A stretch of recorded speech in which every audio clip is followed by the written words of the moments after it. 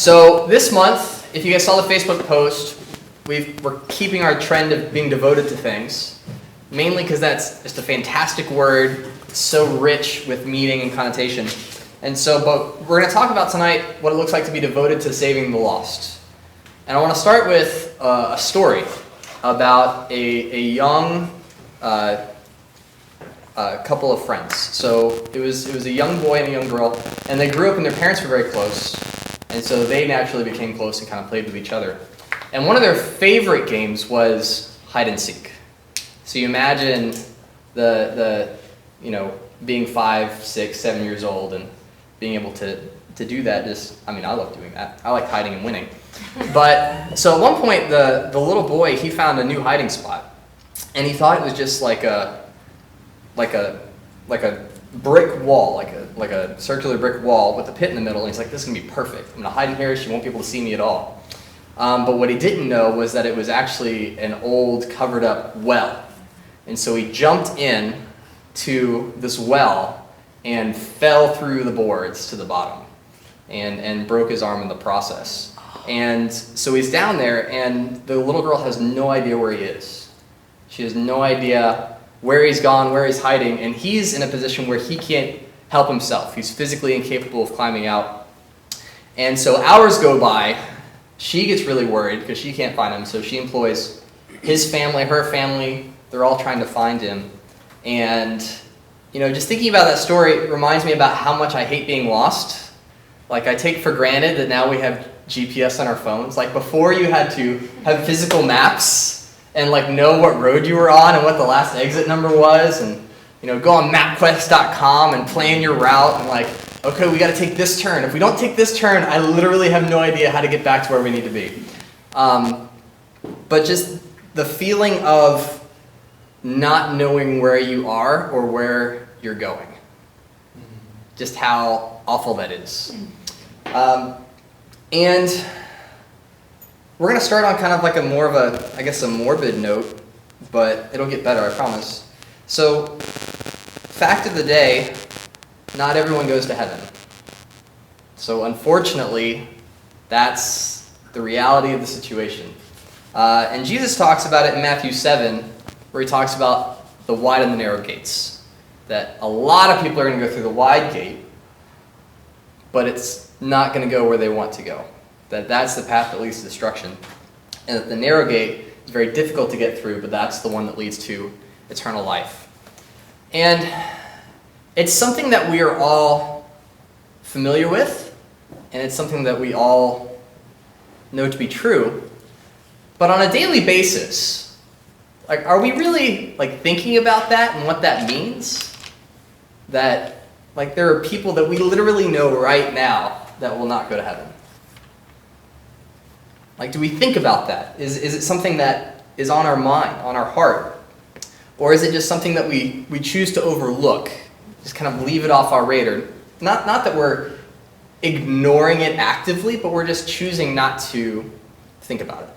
Because it's just not a fun thought to think people that I know at work, friends that I had growing up, relatives that are close to me. There are people that won't go to heaven because they have not reconciled themselves to God. But choosing to overlook it, choosing not to think about it, doesn't change the reality of the situation, right? And if you think about that on one hand, and then also that we have what people are looking for, that we have the information that people need to change that. If we choose not to share that with people, that's probably the most cruel thing that we could ever do, is to have the answer to how to get to heaven and choose not to tell them. So tonight, I don't want to get into a pity party about how we're all doing not as good as we could be doing with helping our friends become Christians. That's not the goal of tonight. The goal of tonight is to really look at Jesus and his mindset towards the lost. When he saw lost people, how did he feel? What did he think? What was his response? And then also look at some very easy, practical things that we can do to start building up a habit of changing our perspective where it's more on the forefront of our minds. All right? So go ahead and turn over to Matthew chapter 9. And in Matthew chapter 9, we're going to see Jesus and his perspective. We're going to see how he sees the lost.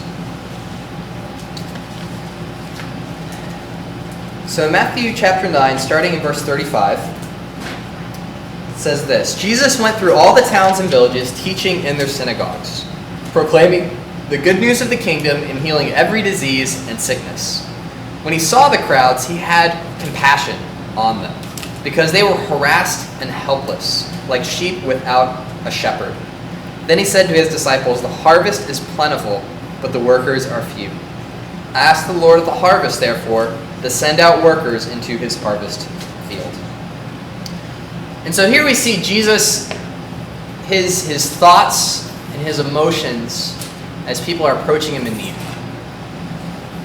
And so the first thing that we need to really understand about saving the lost is that it requires compassion. Saving the lost requires compassion. Because when you are separated from God, it feels very much like you are a sheep without a shepherd. That you know the things that you need, but you literally have no idea of how to get them. And it's easy to forget what that felt like, especially the longer that you live as a disciple, right? That it's easy to forget what it was like to not have that confidence, to not have that hope, that thing to look forward to, where you're not afraid of death anymore. And death is, I feel, a really good gut check for us. I'm getting to the point now with my family where people are starting to get up there.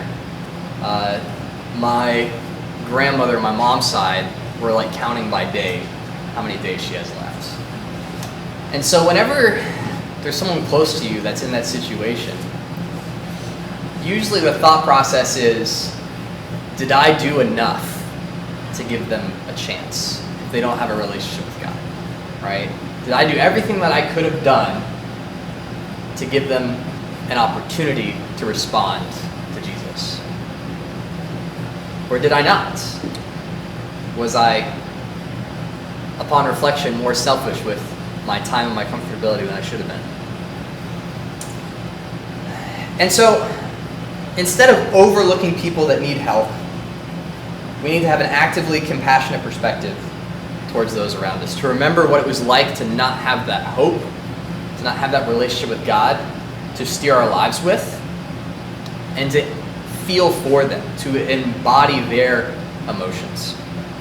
Something that you see consistently with Jesus in his ministry is that even though he knew everything that was going to happen, he still actively engaged with people emotionally. The most famous short verse in the Bible is Jesus wept, right?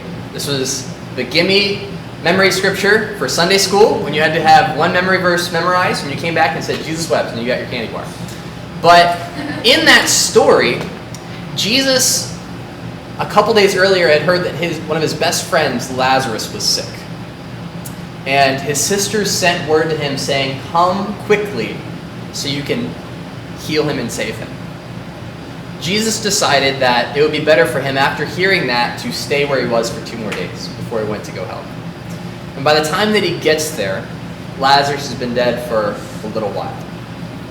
So Mary comes out, Martha comes out, and they're talking to Jesus, saying, if only you were here, you wouldn't have died. And this is Jesus, if you know the story, about to raise Lazarus from the dead. So like, he literally knows everything's going to be okay. But in that moment, seeing Mary and Martha, he cries with them. It's not just about having the knowledge of everything's going to be okay. It's, are you willing to relate to someone where they're at and share compassion with them? And that has to be our starting point when we think about saving the lost. That it's not a numbers game. that it's not a certain set of criteria that like they need to have this, this, and this, and then I'll reach out to them, or I'll reach out to them as long as they're reciprocating, or they're making it easy for me to do so, or they're not making me feel weird about it. Like, all these kind of sets of criteria we can create in our heads to filter people out. It has to start with having compassion on people. A selfless compassion that is not tied in any way to what they can offer us in return. Because that's not how Jesus operated. So number one, saving the lost requires compassion. And number two, saving the lost requires urgency. So go ahead and turn over to 2 Peter chapter 3.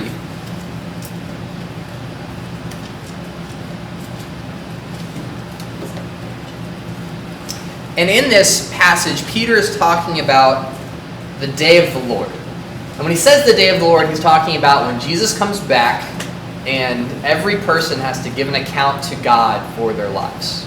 All right? So when he's talking about the day of the Lord, that's what he's talking about. And in 2 Peter chapter 3, verse 10, Peter says, "But the day of the Lord will come like a thief. The heavens will disappear with a roar. The elements will be destroyed by fire, and the earth and everything done in it will be laid bare. Since everything will be destroyed in this way, what kind of people ought you to be? You ought to live holy and godly lives, as you look forward to the day of God and speed its coming. That day will bring about the destruction of the heavens by fire, and the elements will melt in the heat.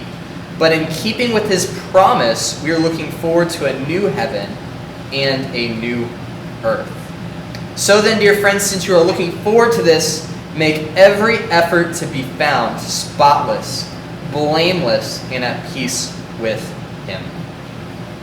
So, as Christians, the day of the Lord is the best day of our lives. It is literally the crescendo at the end of our earthly existence, that we get to be with God in heaven forever. On the flip side, if you are not going to heaven, it is the worst day of your life. Because that is when you have to give an account for what you have done and the decisions that you've made. And what's interesting is that right in the beginning, it says, "The day of the Lord will come like a thief," that we will not know when it's coming. Jesus could literally come in 5 minutes, and none of us would have to go to work tomorrow because we'd all be in heaven, right? That's the hope and the goal. And so we see that with Peter, right? That we're supposed to speed its coming. We're supposed to be excited about it. We're supposed to be praying about it. But in view of this reality, that literally at any moment, Jesus could come back or something could happen and we are not alive anymore.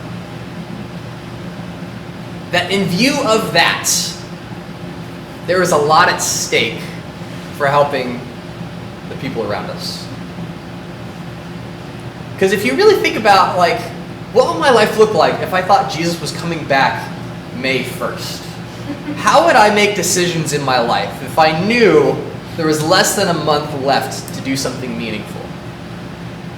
Most of us, I'm guessing, would probably quit our jobs and start going through our bucket list, right? What are all the things I want to experience? I'm going to go skydiving because even if the chute doesn't open, I'll still be okay because I only missed it for like 2 weeks.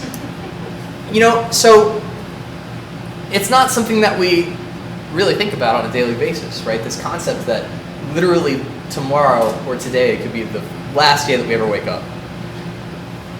And the perspective that gives you, right? Because what it does is it reveals what's truly important. That if today is the last day you're alive, what's truly important is what happens after you die. Not what you're able to accumulate here, not the accomplishments you're able to achieve, not the things that you're able to pursue. The only thing that matters is, are you going to heaven or not? It's the only thing that matters. And so, for the people around us that God has put around us that are not in the situation we are in, what kind of motivation should that give us to actively engage with them and help them grow in their faith? Right? That again, if we know that literally any day could be the day, and we have in the moment an opportunity to help someone, and we choose not to do it, then that's the worst thing we could ever do. So there is an urgency to salvation. There is an urgency to waiting, or there's an urgency to saving the lost. So those are the two things that we really need. And if we have those two things, if we have compassion on people and we understand the urgency of the situation and what's at stake, the rest of the stuff that Satan uses to get us off track really pales in comparison, right? Like if you fully embody that, like, this person might not be going to heaven, and I really care about making sure that they do, then the excuse is yeah, but I need to finish my Netflix show. Like, if I don't binge it, then what's the point of watching it? You know, I need my 10-hour block on Saturday to do that. That's no longer, like, that doesn't even make sense. That doesn't even compute that that's how you would think about it, right? So if we can really hold on to those two things, focus on those things, then the rest of it's going to take care of itself. But I want to also give you some really good practicals. So 3 things that you can do in the next month to start building a habit of having that perspective, okay? And in each of these, the goal is to move the person closer to a relationship with God, right? That is the goal. Yeah, it's an awesome goal. And so, because this is what happens to good-hearted Christians everywhere, that your save the lost strategy becomes spending time with people and then hoping that they ask you about God. It's like, well, I'm just going to wait until they initiate the conversation. I don't want to push them. I don't want to have an awkward conversation. I want to just be a good person around them. And then they should, like, see it, right? And they should want what I have, and eventually, when they're ready, they will say something. That's not a very good strategy, though. That's not a very effective strategy anyways. So saving the lost needs to be purposeful and deliberate. It has to be something we're actively doing. And so here are 3 things that you can do to actively be engaged in saving the lost. All right? Number 1, have a neighbor over to your home. Have a neighbor over to your home. And when you do that, what you want to do is not just have them over, but display selfless love and hospitality. Go above and beyond anything they've ever experienced to treat them the way that Jesus would treat them if he was entertaining them in his home. And that becomes the foundation for you to share your faith with that person. Because when you do that, they will understand that it's not a script that you're saying, okay, I'm a Christian, so I have to say this, or I'm going to feel better about myself if I invite you to my church event. But when they see the way that you treat them and how drastically different it is than anything else, they'll understand that your faith is an integral and authentic part of your identity. And so it will not be awkward the way that we perceive it will be awkward in our heads, right? And they will be more receptive to accepting it. All right, so that's first practical. Have a neighbor over to your home. The second practical is have a spiritual conversation with a non-Christian friend. All right? Have a spiritual conversation with a non-Christian friend. And this is where you just want to be open about your life. There's no magic words to reaching out to somebody. It's you sharing your experience with someone else, and in the hope that they would see that that's something that they want, right? So there's no, like, magic words. There's no secret formula. It's, I just want to find out about how you're doing. I want to hear about your marriage. I want to hear about your dreams. What do you think about, where do you want to be in 10 years? What do you want to be known for? Here's a great question, all right? At your funeral, what do you want people to say about you? And are you living that way now? It's a great question. That's something people think about all the time. I say people. Maybe it's just me. But I think about that all the time. Like, at my funeral, when they're playing, pop songs from the 90s and everybody is dancing, what are people going to say about me? And am I living a life that maps to that exit strategy? People are thinking about that. And so when you start talking about that and then say, I'm excited about dying, I'm not afraid of death because I'm secure in my hope that heaven's going to be so much better. Do you want to hear about why I feel so great about death? Everyone will say yes. So have a spiritual conversation with a non-Christian friend. That's number 2. Number 3 is meet a stranger and ask them about God or Jesus. So this is typically what we think about when the word evangelism comes up, right? That you're going to go somewhere and you're just going to blitz as many people as possible and invite them to something. So this is actually not that. So this is going up to somebody, introducing yourself, and starting a conversation in the hopes that it becomes a relationship, in the hopes that it becomes a friendship. And in that first conversation, you want to bring up God or Jesus. You want that to be the foundation of your relationship. Because it really should be the foundation of all of our relationships. So you go ahead and start from the beginning. And what you can be doing ahead of time to prepare yourself for that encounter is to pray that God would put someone in your path that he wants you to talk to. And then be receptive when the Holy Spirit pushes you towards somebody. Because you've felt that, right? It's like, I really should go talk to that person. I really don't know why I should go talk to that person. I just feel compelled to go and talk to that person. But they're like way over there. I'm like almost in my car, so I'm sure it's not that important. So that's a missed opportunity, right? That's where, if you were praying, saying, God, give me opportunities to meet people, and then you feel that pull, you feel that urge, then you have an opportunity to respond to that and be active in helping save the lost. So those are the 3 practicals. Have a neighbor over to your home, have a spiritual conversation with a non-Christian friend, and meet a stranger and ask them about God or Jesus. So going back to the story at the beginning, eventually they found the boy in the well. His father found him, and when they pulled Bruce Wayne out of the bottom of the well, he was a changed man. But that experience of feeling lost and then being saved laid a foundation for him that would lead to him becoming the greatest force for good in the history of Gotham. And you never know when God is leading you to save Batman. So, what I'm going to ask you guys to do is, of those 3 practicals, commit to doing one of those one time in April. Do you think that's doable? Yes. Doing one of those one time? So, having a neighbor to your house, having a conversation with a non-Christian friend, or meeting a stranger. I feel like that is something we can all do. And one of those will seem much less intimidating than the other 2. Or, if you're an adrenaline junkie, one of them seems like, this is really dangerous, I'm going to go for it. So just pick one. Because we're not trying to go from 0 to 100. What we want is to start building a habit of having this mindset. We want this to become an ingrained part of our daily life.